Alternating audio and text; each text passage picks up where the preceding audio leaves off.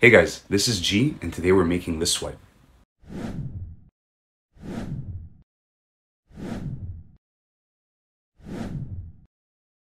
So the materials you're going to need are acrylic paint, a pouring medium, silicone oil, and a torch. You're obviously going to need a canvas or a tile to paint on, and some sort of tarp so you don't make a mess. If you've taken my online course, we're working with the medium consistency recipe, but if you haven't, don't worry about it. We're working with what's called a 1-second trace. That's where when you drizzle the paint off the stick, it hangs out on the surface for a second before sinking. The silicone oil is going in two of the colors. It's going in the primary yellow and in the lime green. It's not going to go in the top layer and it's not going to go in the base. We also have a metallic, but we don't need to have any silicone in there. So the first thing I've done is I flooded the tile or the canvas with the base color. I'm using white for this mixture, but you can honestly use whichever color you like. As I said, the base is free of oils. This prevents the silicone craters from taking place. You never want the silicone to touch a dry canvas or tile or whatever surface you're painting on, really. Next up, I put the primary yellow. This has 1 drop of silicone in about a third of the cup. And same for the lime green. Now what I want to do is I'm going to take a darker shade of green. This is free of oils, and I'm going to put some on the back of the swipe tool that I'm going to show you in a second. And because this paint doesn't have any oil, when it interacts with the paint that does have oil, the silicone droplets come to the surface, forming what we call cells.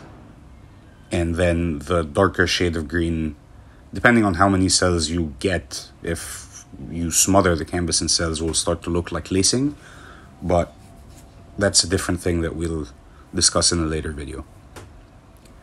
I'm keeping the spinning in real time so you can get a sense of the speed that we actually spin the spin table, because a lot of people, including myself, will speed up the spinning in videos just to save you watching 4 minutes of just the canvas spinning. And people will see that and think that we actually spin the spin table really fast. That's not true. As you can see, it's relatively slow. And here's where the pouring medium does make sort of a difference. So if you're using Floetrol here, by this point you should have a lot more cells on your painting, unless you've gone a little bit thicker than the recipe that I had described.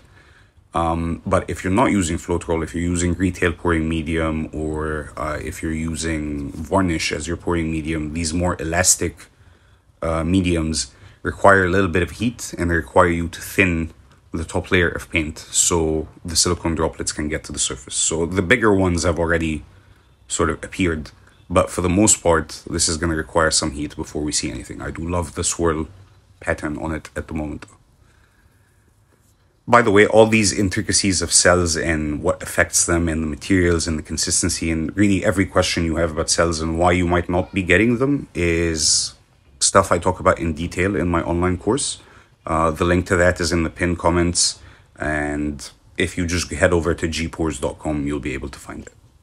So believe it or not, here's the advantage of not using Floetrol. So as you can see, I move the torch and the heat in where I want the cells to appear. And this gives me some control of where the cells go. Whereas if Floetrol lets the cells come to the surface immediately, it will all be about like the original swipe motion that will create the cells, as opposed to the heat being used to, direct where the cells appear on the canvas.